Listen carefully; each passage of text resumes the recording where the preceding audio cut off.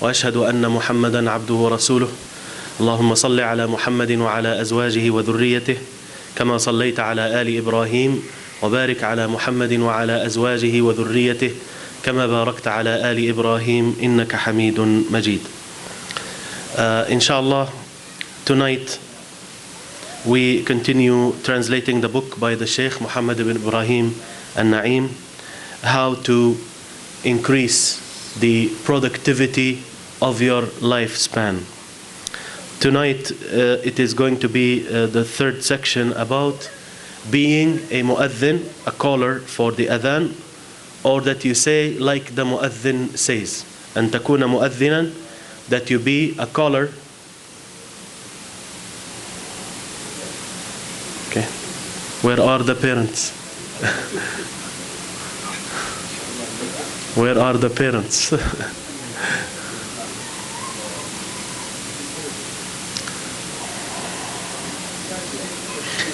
That you be a mu'adhin, a caller for the adhan, or that you should say like what the mu'adhin, like what the caller for the adhan is saying.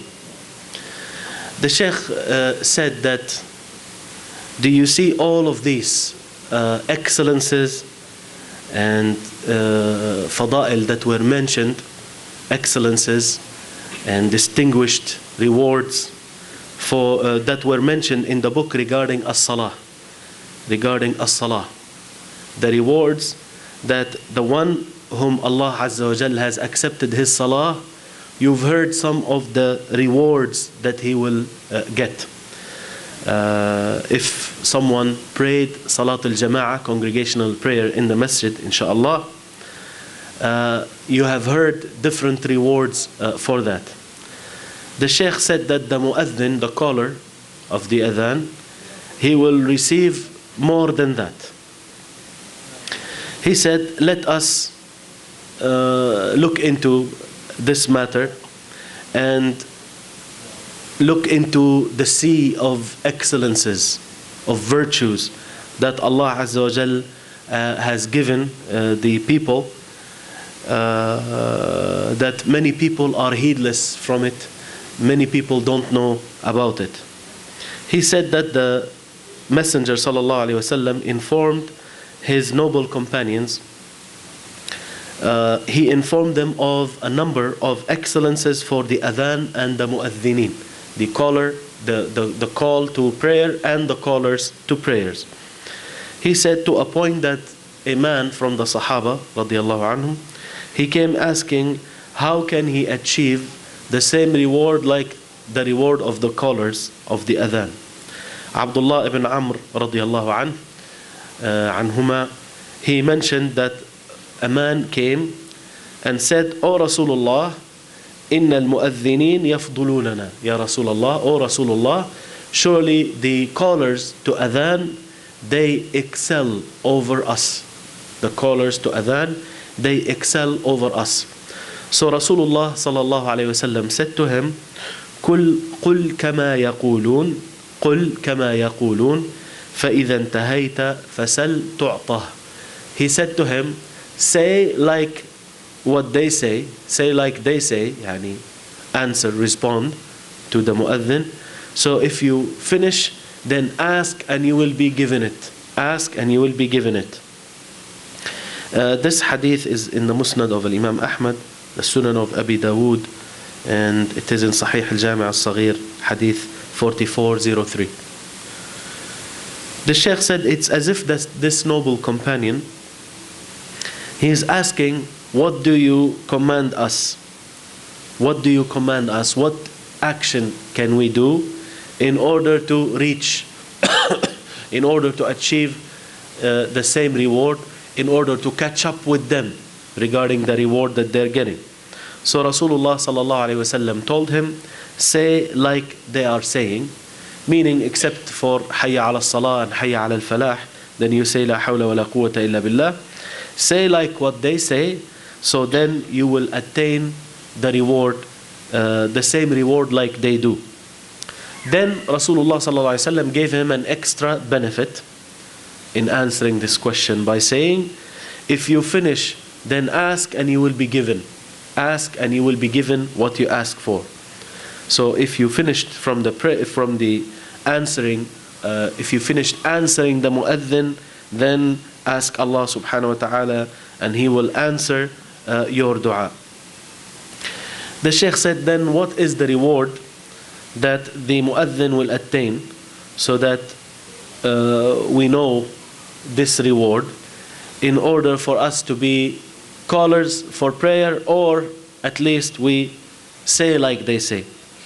He said there are ahadith, a number of ahadith that came regarding the excellence of adhan and mu'adhinin, call to prayer and the callers to prayer. But then I will select only one hadith that is suitable to the subject of the book. The subject of the book, which is to maximize the benefit of your time, to do deeds that will earn you a lot of rewards in a very short time. Al-Bara ibn Azib radiyallahu anhu reported that the Prophet sallallahu alayhi wasallam said, إن الله وملائكته يصلون على الصف المقدم والمؤذن يغفر له مدى صوته ويصدقه من سمعه من رطب ويابس وله أجر من صلى معه. This hadith is in the Musnad of Imam Ahmad and An-Nasa'i, also the Sunan of An-Nasa'i and At-Tabarani. Sheikh Al-Albani authenticated it in Sahih Al-Targhib wa Al-Tarhib, hadith 230 and 231. This hadith says, surely Allah and His angels, they send salah, they pray for the first line, for the people who pray in the first line. So as-salah from the angels is that they are making dua that Allah subhanahu wa ta'ala will forgive this person, Allah will raise him and elevate him in status. And the salah of Allah Azza wa Jal is that He will do that to him, that He will raise him, elevate him and forgive him his sins. So this is the salah from Allah.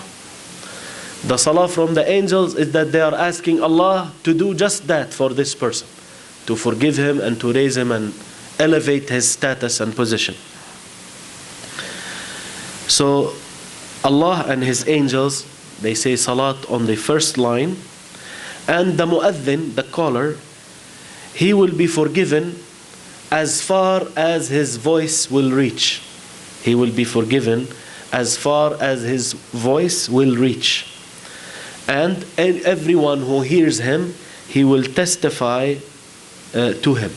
He will testify that he is telling the truth. يصدقه. Everything that hears him calling the adhan, it will testify to him that he is telling the truth. He said, whether dry or moist, everything, whether that thing is dry or it is moist, min ratbin wa yabis, all of them, they hear the caller, they say this caller is telling the truth. They testify that he is telling the truth. Then it says, the mu'adhin, the caller to adhan, he has the reward, the same reward as those who pray along with him. He has the reward of those who pray along with him.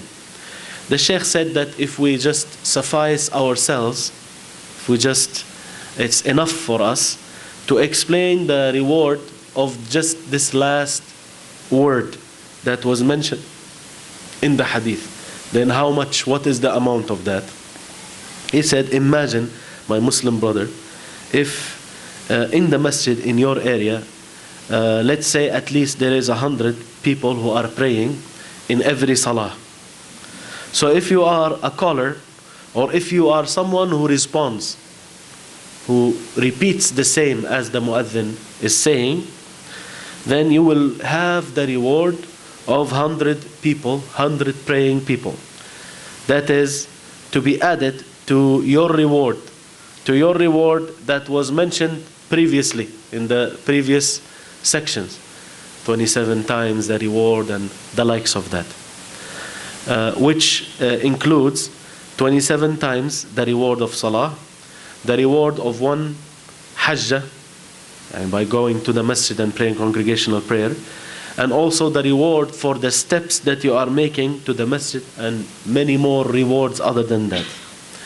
So if we take into account only how much you will attain of the reward of Hajj, then you will attain the reward every time you pray the faridah. Every time you pray the faridah. That is, if you are the caller to the adhan, or if you be there and answer the mu'adhin. If you are someone who answers the mu'adhin, and in your masjid there are 100 people who pray, he said you will attain the reward of 100 hajjah, 100 performances of pilgrimage.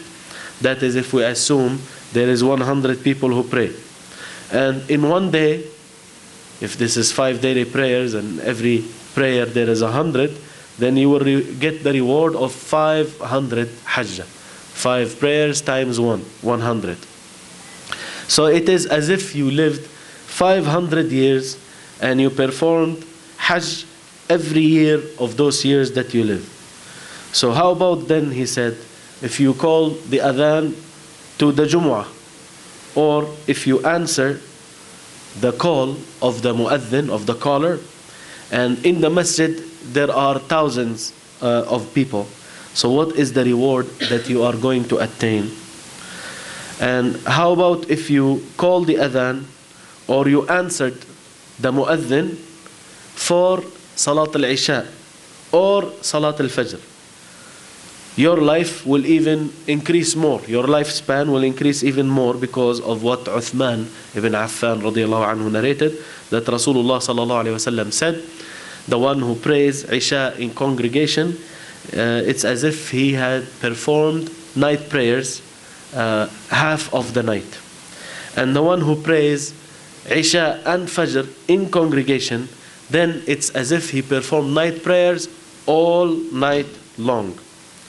So now, if there was 100 praying people at least in the masjid in your area, in Salat al-Isha, and you were the one who called the adhan, or you were the one who answered, you were someone who answered the mu'adhin, repeated after him, then you will receive the reward of all of these praying people, the reward of night prayers for 50 nights. 50 nights. Yani, there are 100 people who prayed, and you get half of the night. If you pray Salat al-Isha, for instance, you get half of the night. So 100 times half night, that's 50 nights, right? Meaning, as if you added to your life 50 nights. It's as if you added to your life 50 nights in night prayers. 50 nights in night prayers. That is because you attended Salat al-Isha in congregation. Just that. This is added to the other reward that you will attain, the 27 times and the rest of that.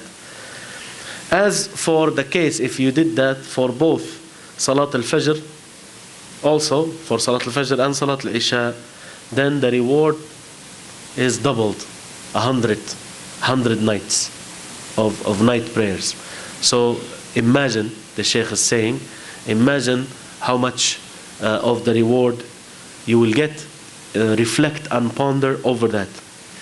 Then he said, do not be amazed at the or do not wonder or be so much shocked about the great reward of Allah, the vast reward of Allah. But you can be amazed and you can wonder from the negligence of the people, the heedlessness of the people from attaining this goodness. And do not say that this speech, these words, they are unbelievable, or there is too much exaggeration in the reward. For Rasulullah sallallahu alaihi wasallam said to us in what Abu Hurairah narrated radiallahu anhu from him, that he said, لو يعلم الناس ما في النداء والصف الأول ثم لم يجدوا إلا أن يستهموا عليه لاستهموا أي اقترعوا. If the people know, Rasulullah sallallahu alaihi wasallam said, if the people know what is involved, the reward that is involved in calling adhan and the first line, then they wouldn't find any means except that they will draw lots, yani enter into lottery for who is going to call the adhan, who is going to be in the first line, because adhan is just one adhan. Yani unfortunately in some places the first muadhin comes and he calls the adhan, then the second one comes and calls the adhan, and then the third one calls the adhan. It's like a game, yani. Second and third is a bid'ah, yani. It's an innovation. There is one adhan for every salah. But then this is how people are sometimes. They want to show off how nice their voice is, or they don't want to miss the reward supposedly. But there is only one call for the prayer, that's it. Right. And also the first line, there are limited spots. So first come, first served. 100 people, 50 people, 30 people, 20 people, 10 people. So now the people come, everybody wants to either call the adhan and or want to be in the first line, want to pray in the first line. Now since those positions are limited, Rasulullah sallallahu alaihi wasallam says, if the people know the reward of calling adhan and the first line, then they wouldn't find any means, because they will be crowding each other. Everyone wants to do it. No means but to draw lots. No means but to have lottery. Who's going to be the caller? Who's going to be in the first line? Then they would have done that. They would have done that. They would have drawn lots for it. And if they know the reward that is involved in coming early at tahjir, the word tahjir could mean coming early to salah, or it could mean also another meaning, to come to salat al-dhuhr early. If they know what is involved in coming early to salah, then they will race to it. They will race to it. And if they know the reward that is involved in salat al-isha, and in salat al-subh, then they would have come to them, even if they have to crawl. Even if they have to crawl. If they know the reward for Salat al-Fajr and Salat al-Isha, they would have come to them even if they had to crawl. So the Sheikh says, do not think that the reward that we're mentioning is like far too exaggerated. It is not. Because this is what Rasulullah sallallahu alaihi wasallam is saying about these rewards. He said, most of the people, they do not know that. And if they know about it, then they will get involved in a lottery in order to get it, as the messenger who is truthful and was told the truth, as-sadiq al-masduq sallallahu alayhi wa alihi wa sallam.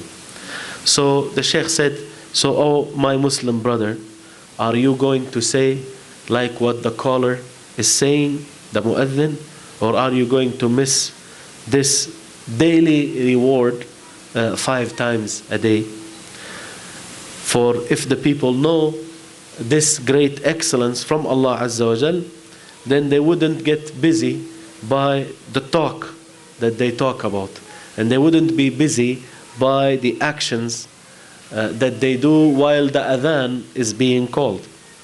And if they know about this immense reward, then they would respect the adhan when they hear it.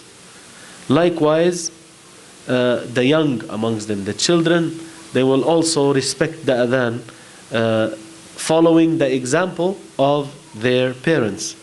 That is because al-adhan is one of the greatest and manifest symbols of al-Islam. One of the greatest symbols of al-Islam that many people nowadays, or some people nowadays, بعض الناس, some people nowadays, they belittle, they look down upon.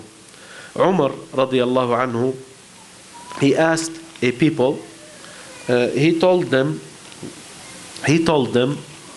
who are the callers, your callers today?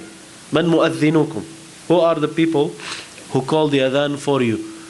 So they told him, mawalina wa abiduna. Either our slaves or the people that were slaves and then we set them free.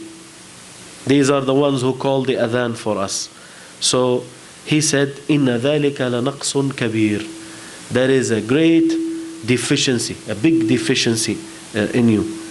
And it has been narrated from him, from Umar radiallahu anhu, it has been narrated that he used to wish to be a caller for the prayer. He wished to be a mu'adhin, were it not for the case that he is so busy with the position of Khalifa, with the position of the leader of the Muslims.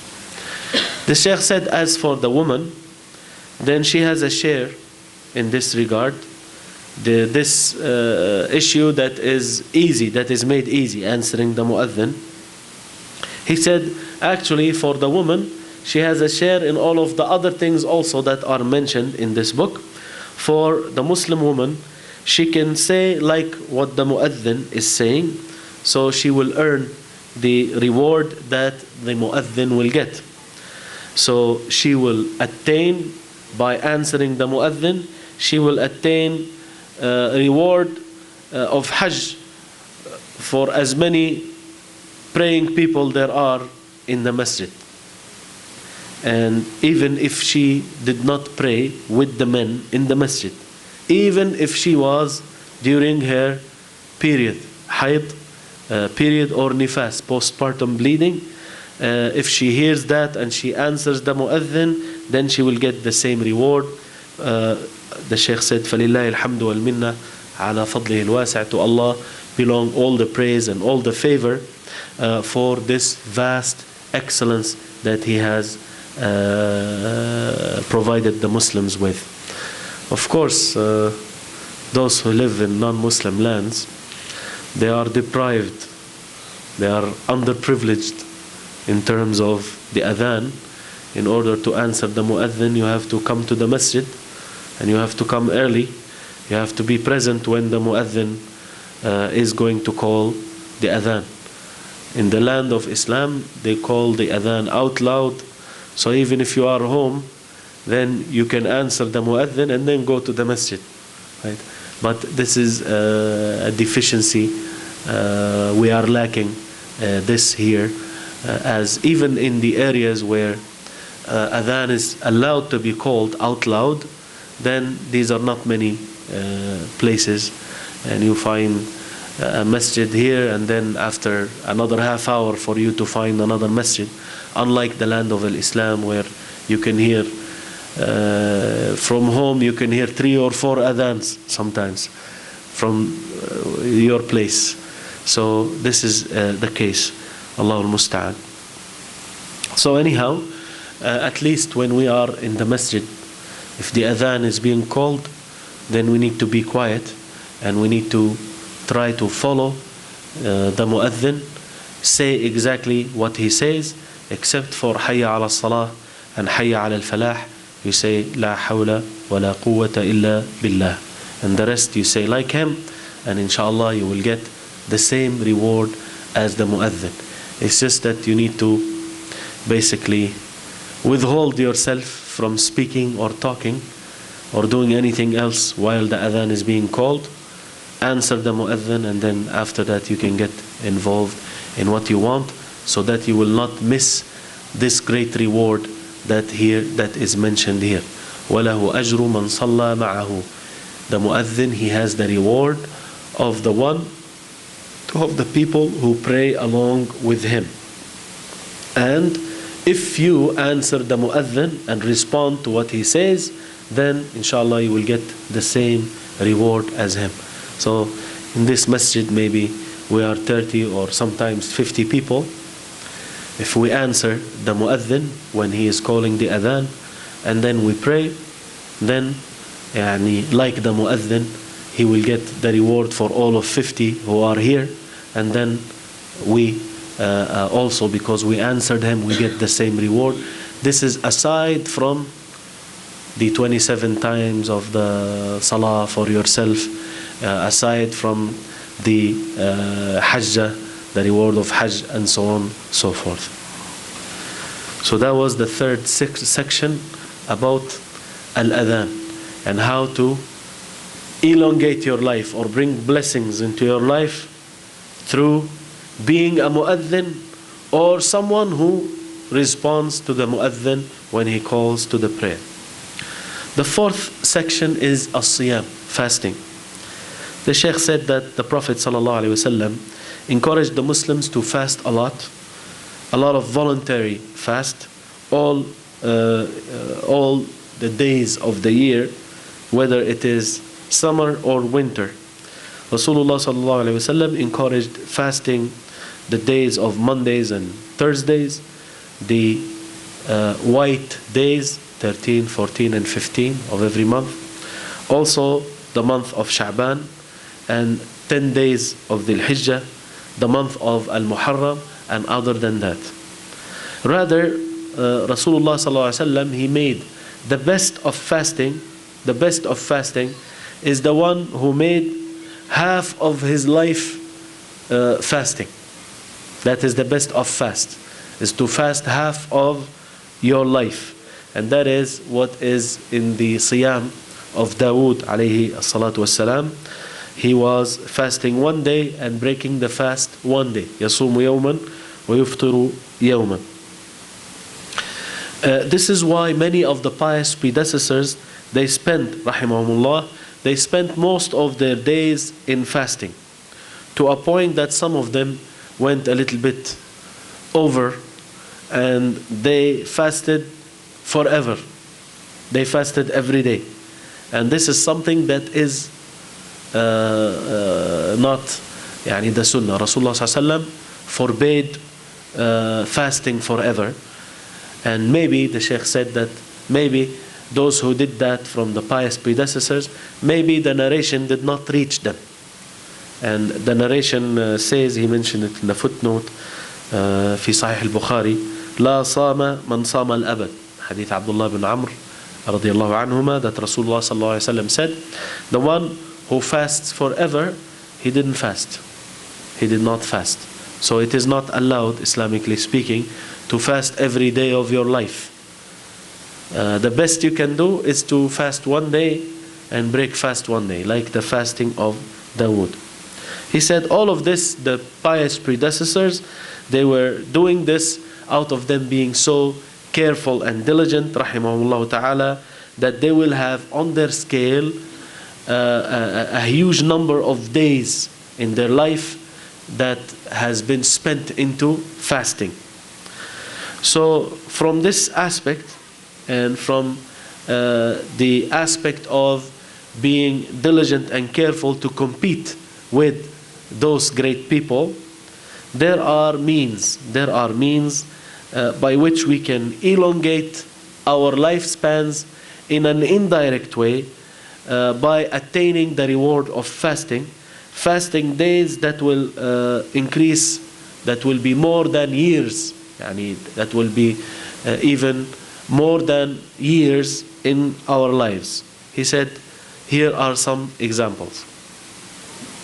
The first one is fasting specific days. The Sheikh said that for you to fast 42 days in the year other than Ramadan, 42 days in the year other than Ramadan, by doing this, you will attain, it will be written for you, the reward of fasting 720 days. 720 days. Meaning 2 years. 2 years. Every year is 360. 2 years is 720. How can that be? He said, come with me and I will mention the details. He said, if you wanted to attain the reward of the one who fasts forever with the least of effort, least possible effort, and without falling into the prohibition that was mentioned in the hadith, even if you wanted to fast every day, you can't, because it is prohibited. It's not allowed to fast every day of your life. So, but there is a way that you can get the reward of that, even if you don't fast every day, but you will get the reward of that. Number one, to observe fasting 6 days of Shawwal after Ramadan. That is because of what was narrated by Abu Ayyub al-Ansari radiyallahu anhu, that Rasulullah sallallahu alayhi wasallam said, the one who fasts Ramadan then follows it by fasting 6 days of Shawwal, it will be like fasting forever. He mentions in the footnote, this is in the Musnad of Imam Ahmad, it is also in Sahih Muslim, Sunnah of الترمذي, Abu Dawood, different books. One of them is Sahih Muslim. The second way, fasting 6 days of the month of Shawwal after Ramadan, it will be like fasting forever. Second way is to observe fasting the white days in every Arabic month. And these are the 13th, 14th and 15th of the month. That is because of what Jarir ibn Abdullah radiyallahu anhu narrated, that Rasulullah sallallahu alayhi wasallam said, fasting 3 days of every month is fasting forever. And the days that are the white days, they are the morning of 13, 14 and 15.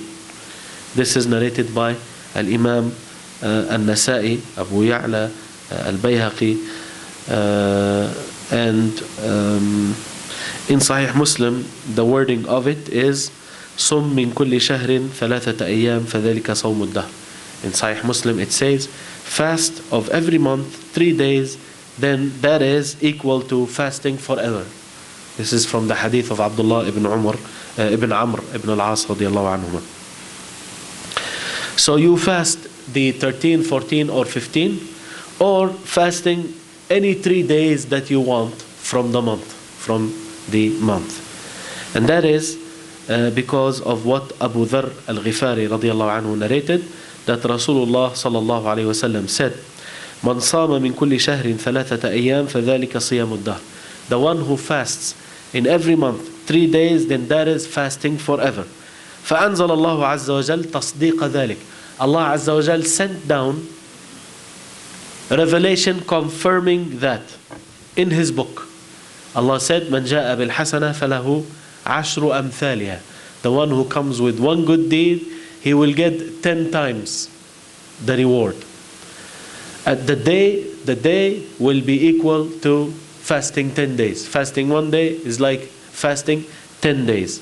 This ayah is in Surah Al-An'am, ayah 160, and the hadith is narrated by Al-Imam At-Tirmidhi.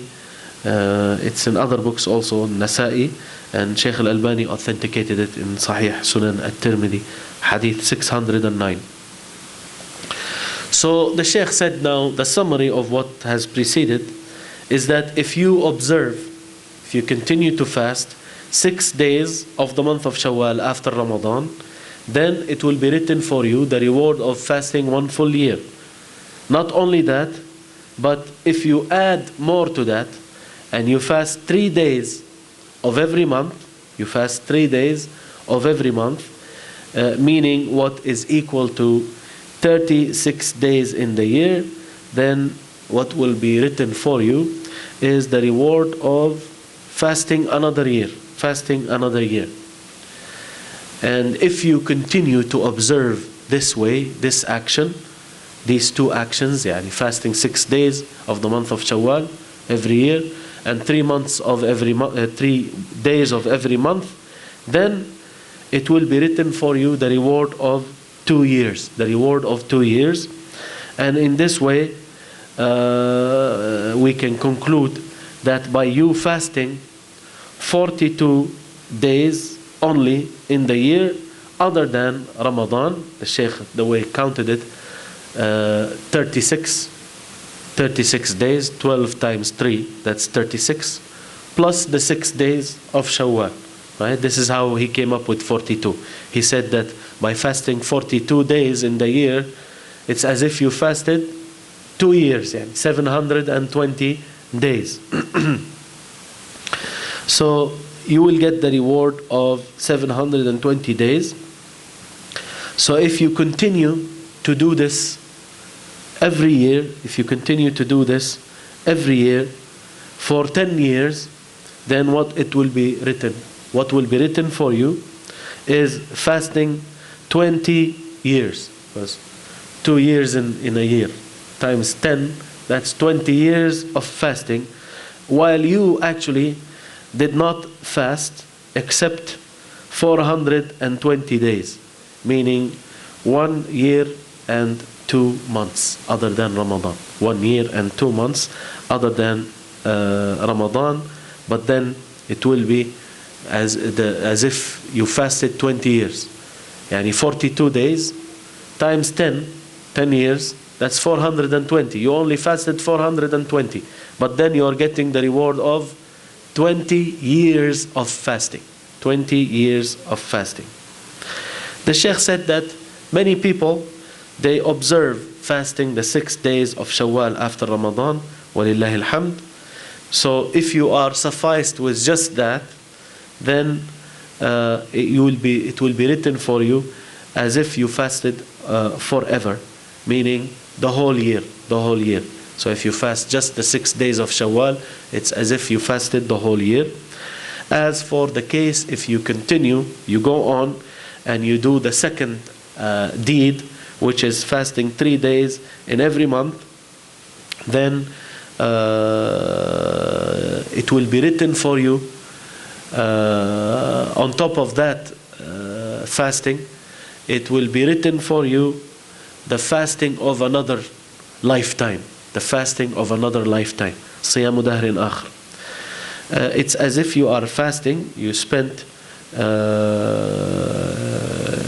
in your life, you spent 2 years that are 2 complete years of fasting. 2 years that are spent in fasting. 2 full years of fasting. So then you will attain in the end the reward of fasting of days that are much more than the years that you will actually live. Because if you, he said, فَتَأَمَّلْ فَضْلَ اللَّهِ, reflect and ponder on the excellence of Allah. If you are, every year you are fasting 2 years, right? So, يعني, if you lived 60 years observing this, it's as if you are living 120, because you have another, right? So you are fasting 2 years in 1 year. 2 years in 1 year, right? So you are doubling the reward. Now the Sheikh, the way he counted it, I'm going to be a little bit lazy here. He counted it as 3 days of every month and 6 days of Shawwal. 6 days of Shawwal is known, but then he counted 36 days for 3 days of every month. But you know that Ramadan is not included, because that's compulsory fast, right? And I'll push it a little bit further, so we are less 3 days, right? 3 times 12, 36. We took away 3, that's 33. Now if we say that when you fast the 6 days of Shawwal, 3 of those days will take away the 3 days of Shawwal, then we're down to 30 days only, right? 30 days only. Instead of 42, it will be actually 30 plus 6, which is 36. There are those amongst the scholars who say no, 6 days of Shawwal are the 6 days of Shawwal. You want the 3 days, you have to fast another 3 days in Shawwal, right? But then there are those who say no, what is required is 3 days of every month. So if you do that, then that's included in the 6 days of Shawwal, right? So if we go for this, then we have only 30 plus 6, that's yani 36 days, right? 36 days. So it's even less than what the Sheikh has mentioned. It's 36 instead of 42. right? And 39 if we add 3 days for the month of Shawwal, that we fast 3 days separately for the 3 days of every month in Shawwal, other than the 6 days. So this becomes, the total is 39. So if you fast 39 voluntary days in the year, then you will attain the reward of 2 years of fasting every year, right? 2 years of fasting every year. The next point regarding fasting is تفطير الصائمين, to sponsor the iftar, to feed people for breaking the fast. He said that if one of us wants to attain the reward of fasting one day, then he has to spend that day staying away, withholding himself from anything that will break the fast. Then what do you think? What's your opinion regarding attaining the reward of fasting many days in less than 1 hour, and that is by sponsoring the iftar? He said sponsoring the iftar is an easy method for those whom Allah Azza wa Jal has been bountiful by giving them money, wealth. They will be able to elongate their productive lifespan in the way that you want, or in the amount that you want. And that is by sponsoring the iftar of the greatest number possible of the people, especially in the month of Ramadan. For the one who gives someone food to break the fast, then he has the same reward as his. This is narrated by Zayd ibn Khalid al-Juhani radiyallahu anhu, that Rasulullah sallallahu alayhi wa sallam said, من فطر صائما كان له مثل أجره غير أنه لا ينقص من أجر الصائم شيئا. He said the one who feeds or gives a fasting person that which he will use to break fast, then he will have the same reward as his, except that the reward of the fasting person will not be diminished in the least. So he gets his full reward, and the one who sponsored his iftar will get the full reward also. The Sheikh said that there are many agencies that are available, relief agencies that are trustworthy, that are available, and they have committees to sponsor the iftar of fasting people amongst the poor Muslims in the various countries in the world. And the amount of money for sponsoring is a small amount that will allow the Muslim to sponsor the iftar of tens and tens of fasting people with the smallest amount of money. So if you sponsor in one day the iftar of 5 fasting people, for instance, it will be written for you on that day the reward of fasting 5 days. And if you sponsor the iftar of 100 people in 1 year, then it's as if you added to your account 100 days that you didn't really live, but then 100 days of fasting. This is what you added to your lifespan. How about then if you sponsor the iftar of people according to how many days there are in the year? 360. It's as if you fasted forever. It's as if you fasted forever. So now this is another means you will be fasting 3 years in 1 year, right? 3 years in 1 year. He said for you to spend a little bit of your money, the reward of fasting will be written for you. Fasting days that you never fasted, rather even days that you didn't even live. Days that you didn't even live. So then you can increase or you can, the Sheikh said, you can do more or you can do little. You can do more if you want. You will increase those number of days, or you can do little. You cut down, you are cutting down from your reward. He said, wouldn't you want that at least the reward for the thawab, the reward of the fasting of Dawood alayhi as-salatu was-salam. That is by you sponsoring the iftar of 180 fasting persons every year. 180. You know, half of the year, 360. So it's as if you fasted 180 days, and that is equal to half of the year. This in addition to the reward of your fasting to the month of Ramadan. The Sheikh said, like the poor of the immigrants, the poor of the muhajirin, they outraced their brothers who are rich. They outraced them in terms of the rich. They have sadaqah, they can set slaves free. But the poor amongst the muhajirin, the poor amongst the immigrants, they were able to beat the rich ones by less effort and by a ibadah, a worship that is easier, and that is condition. And that is at-tasbih, wat-tahmid, wat-takbir after every salah. He said, then, we will mention the hadith inshallah. He said, then, it is within your reach that you can compete with those who are fasting the fasting of Dawood. Imagine someone that you know, he, mashallah, he fasts. So he fasts one day, he breaks the fast one day. This is his life. One day, one day. So he's doing the fasting of Dawood. And you cannot compare yourself to that, or you cannot compete with him in actually doing this action. The Sheikh said that you can compete with this person.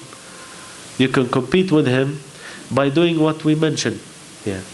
That you sponsor the iftar of 100 people, so you will get the reward the same as his reward. فَضْلُ اللَّهِ يُؤْتِيهِ مَنْ يَشَاءُ. This is the bounty of Allah. He gives it to whomever He wills. And Allah, ذُو الْفَضْلِ الْعَظِيمِ, Allah is the owner of the great excellence. Now the hadith that he mentions, it is in a number of books. Sahih al-Bukhari, Muslim, al-Muwatta, Abu Dawood. It is very famous hadith.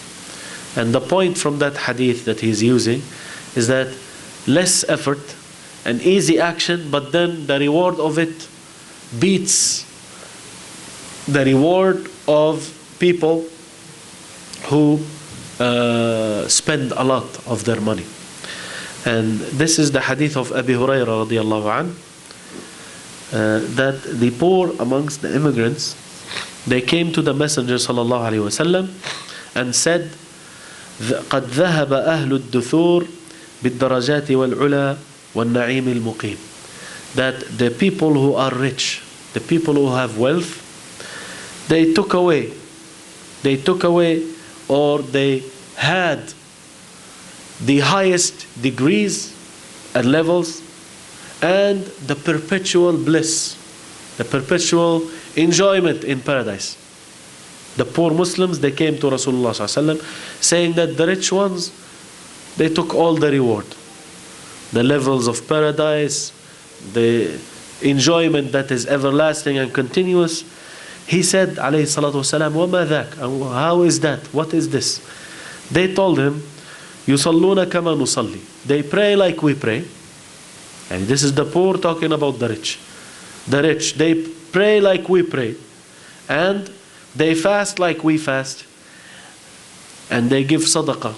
And we can't. They can give donations and we can't donate. And they set slaves free and we cannot. يعتقون ولا نعتق.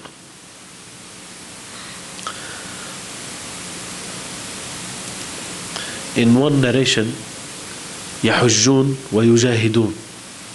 Also, they perform pilgrimage and they perform jihad also, because they are rich, they are financially able.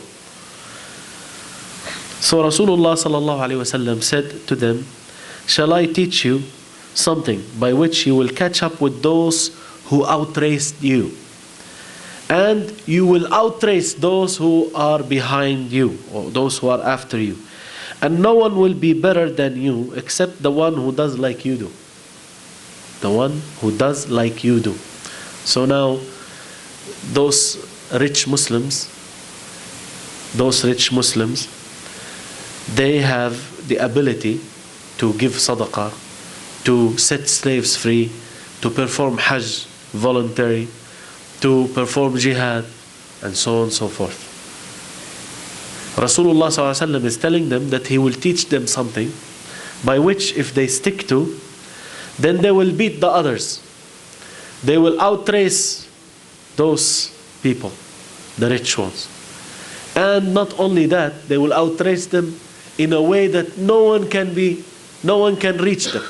And there will be a far distance. They will pioneer them in a way that those who are behind, they cannot catch up with them at all. And no one will be better than you, except those who do exactly like what you do. They said, sure, Ya Rasulullah. So he told them, تسبحون وتكبرون وتحمدون. You say Subhanallah and Allahu Akbar and Alhamdulillah after every salah 33 times. 33 times. Abu Salih, the narrator, he said, so the poor amongst the immigrants, they came back once again to Rasulullah sallallahu alaihi wasallam, and they said, our rich brothers, they heard what we are doing, so they started doing like it. So Rasulullah sallallahu alaihi wasallam said, ذَلِكَ فَضْلُ اللَّهِ يُؤْتِيهِ مَنْ يَشَاءُ. That is the bounty of Allah. He gives it to whomever He wills. This is something, even the rich, they started doing Subhanallah, Alhamdulillah, Allahu Akbar after every salah. So now we're back again to square one. Right? We're back again to the same position. They still excel over us by the money that they have. They use it for sadaqah and hajj and jihad and setting slaves free. Rasulullah ﷺ said that is the bounty of Allah, that is the favor of Allah. He gives it to whomever He wills, subhanahu wa ta'ala. So this is regarding fasting and how to maximize the benefit of your life, how to increase a lot of days of fasting in your life, even if you don't live to fast those days.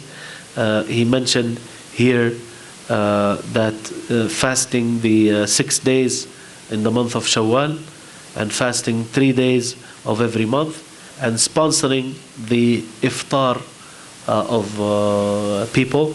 So as many people as you sponsor in the iftar, you will get the same reward as theirs.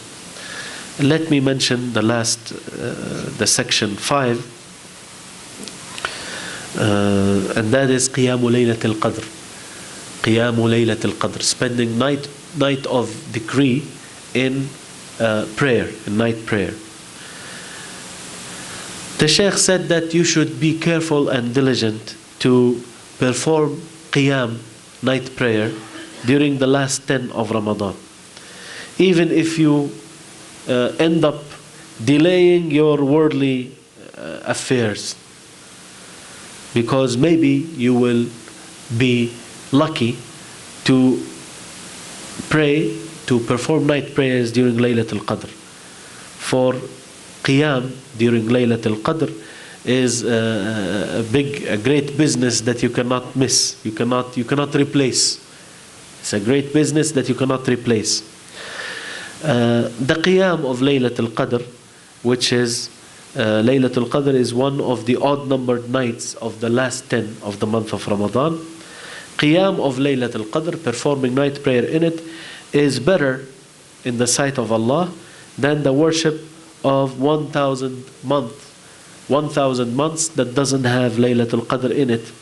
And that is because of the statement of Allah subhanahu wa ta'ala, Laylatul Qadr khayrun min alfi shahr, it is better than 1,000 months, meaning the reward of night prayer in it is better than the reward of worship for 83 years and roughly 3 months. 83 years and 3 months.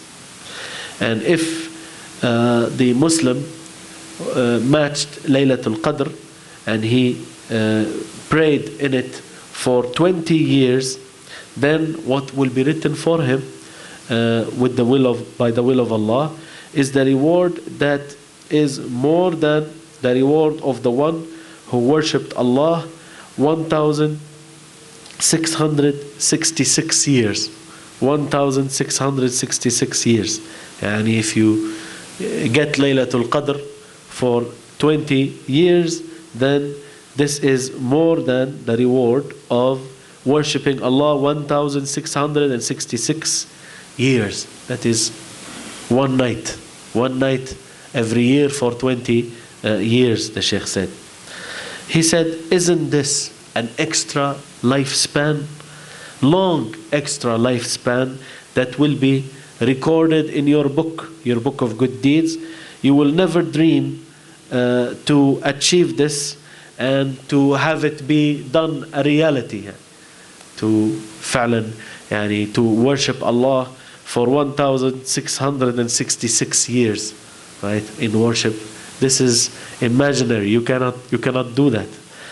And he mentions from Al-Fakhr Al-Razi in his tafsir that he said, you should know that the one who man ahyaha, the one who spends night prayers in worship, then it's as if he has worshipped Allah 80 some years. And the one who spends it in worship every year, it's as if he has been provided, it's as if he has been given أعمارا كثيرة, many lifespans. The Sheikh said that we see a lot of men and women, they have deprived themselves from this khair, from this goodness, and they were lazy. They stayed behind from performing qiyam at the nights during the nights of Ramadan, especially the last 10 nights of the month. So you find them spending their night time either in the marketplaces or in the sittings where they talk and amuse themselves, or in front of the movies, or they are spending the time في حل فوازير رمضان.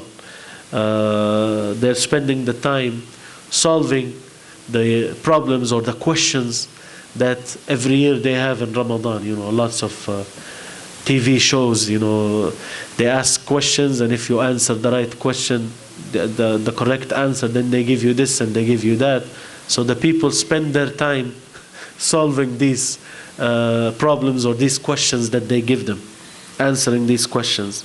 He said, while the households of the Salaf, the pious predecessors, their homes, rahimahumullah ta'ala, and their masajid, they used to be basically revived by worshipping Allah Azza wa Jal during the nights of Ramadan, by obedience, by remembrance, and by salah.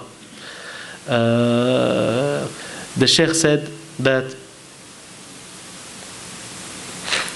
وجد من الناس اليوم, that there are amongst the people nowadays those who basically they spend their time in the marketplaces by wandering around in these marketplaces, these malls or whatever. He said from the first day of Ramadan to the last day of Ramadan, every night, that's what they are doing. They're going to the malls, preparing for the day of Eid, as they claim. So then their productive lifespan has been diminished, and their hasanat has been diminished, and la hawla wa la quwwata illa billah, there is no change and no power to do any change except through Allah Azza wa Jal. Now the Sheikh said that the importance of performing qiyam during Laylatul Qadr also is important from another aspect, and that is because it is the night in which the future, your future for the next year, will be determined in that night. So in it, the lifespans or the appointed terms are recorded, تنسخ الآجال, And in it يفرق فيها يفرق كل أمر حكيم. In it every wise matter will be decided by Allah Azza wa Jal, as in the Quran, the 4th ayah from Surah Ad-Dukhan. So be careful and diligent that you be from those who remember Allah, who do tasbih of Allah, or reciting Quran, or worshipping Allah, asking Him the happiness in this life and in the next life. And beware that you be in places of negligence and heedlessness, like the marketplaces, like the places of amusement, like the sittings where there is vain talk and unnecessary talk, and therefore you will miss a lot of khair, you will miss a lot of goodness. That was the last thing, and that was taking care of Laylatul Qadr, even if, as the Sheikh said, need to take time off of work or do something about trying to catch those last 10 nights, so that you will be able to worship Allah during Laylatul Qadr. I think we will stop here, inshallah. سبحانك اللهم وبحمدك أشهد أن لا إله إلا أنت أستغفرك وأتوب إليك. I can see that there are the brothers are competing to call the adhan. So answer the muadhin, you will get the same reward, inshallah. Allahu Akbar, Allahu Akbar.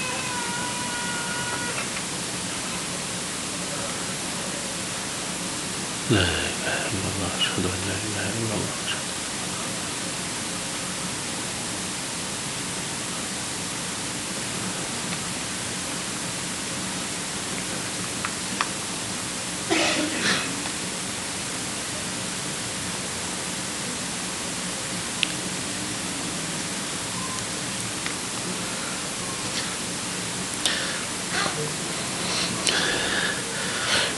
Inshallah, the one who sent a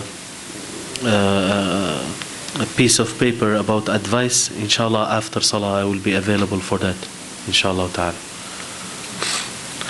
Are there any questions or comments? Tafaddal. About the adhan, Sheikh, now, a lot of software is available, we put at home on a computer or in a phone.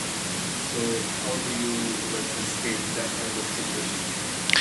That is not the same as answering the muadhin. So at home, inshallah, you call the adhan yourself, or have one of the family members call the adhan for every salah.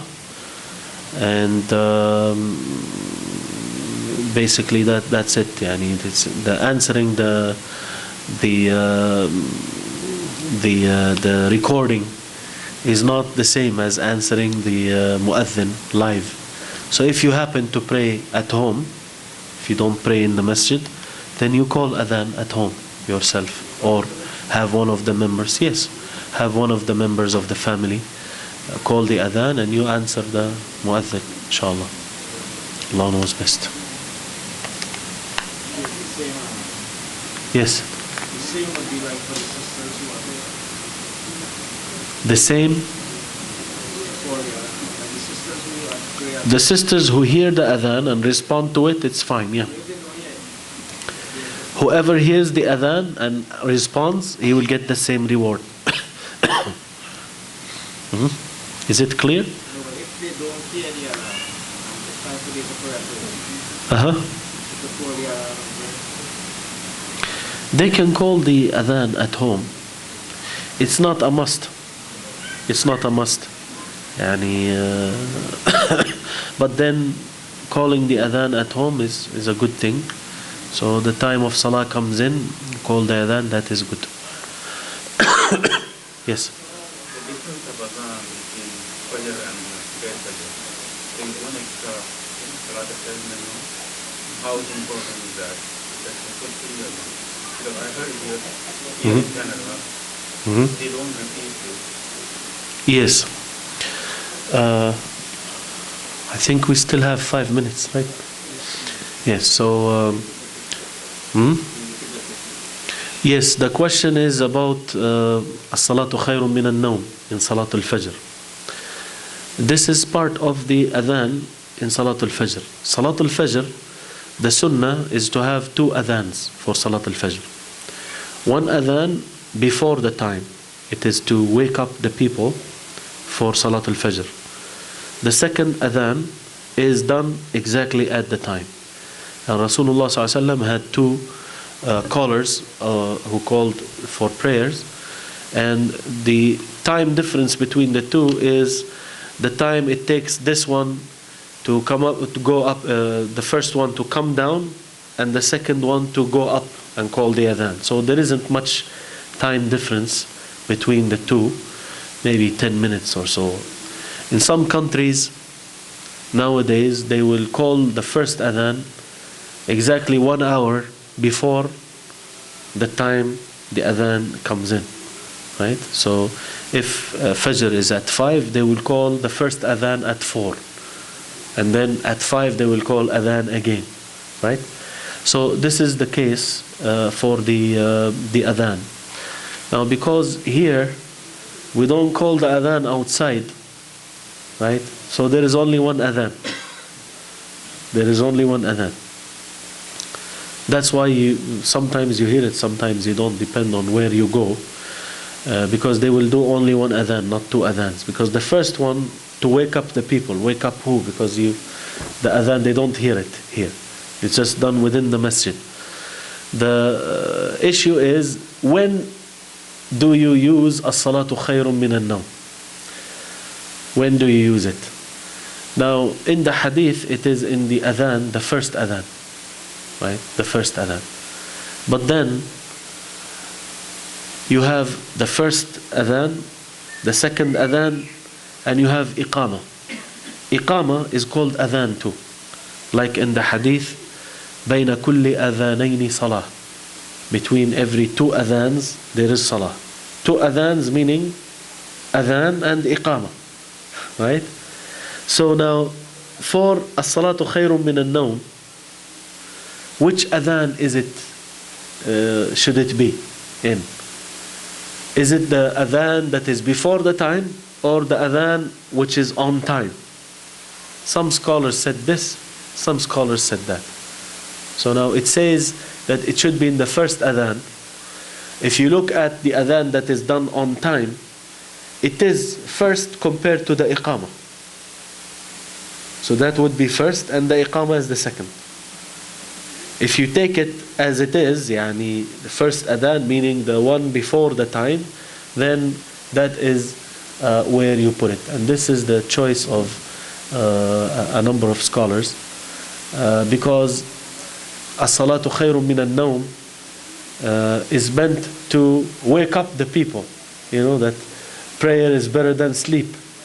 So now by the time when adhan is called on time, they should have been awake already at that time. The first adhan should have made them awaken, and they are preparing themselves and like that. And then the adhan that is done on time, for them to go out and go to the masjid. So this is one choice. The other choice, which is taken by many scholars, is that as-salatu khayrun min an-nawm is done in the adhan that is when the time comes in. Right? That's why, for instance, if you come here, then you won't hear it, because at that time, depending on who calls the adhan too, sometimes some brothers do it, sometimes some brothers go for that position, the others go for the other position. Right? So this is the case, inshallah. It is an issue that is one of the issues of ikhtilaf, difference between the scholars. Ikhtilaf sa'ir, ikhtilaf that has reason and has something to back it up. Right? So whichever one you feel stronger position, that's what you should follow, inshallah.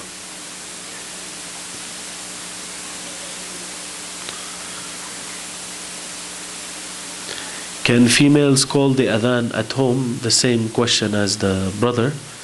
The answer is yes, especially if they are praying in congregation. They call the adhan within themselves, between themselves. Right? That is okay, inshallah. But I'm not aware of like a sunnah that every time she prays, she has to call the adhan. I'm not aware of something like that. But then calling the adhan is something that is a good thing. Even if, as you heard in the Ahadith, even if someone is by himself in the desert, even if someone is by himself in the desert, he will call the adhan and call it out loud. Now, the woman, she should not be raising her voice in a way that will be a fitna, that will cause other strange men to have desire for them. So that is a point that is very important. Women, that's why the women in the masajid, they don't call the adhan in the masjid. Always the men are the ones who call the adhan.